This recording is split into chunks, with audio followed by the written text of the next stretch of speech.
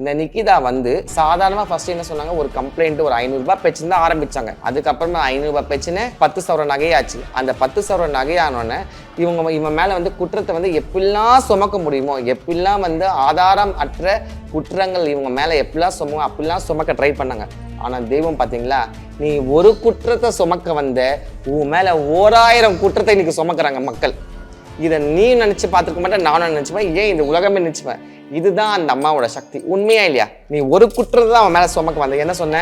500 ரூபாய் காசு 10 சவர நகைன்னு சொன்ன. அது உண்மையா போயின்னு அந்த ஜெகன்மாதாவுக்கு தான் தெரியும்.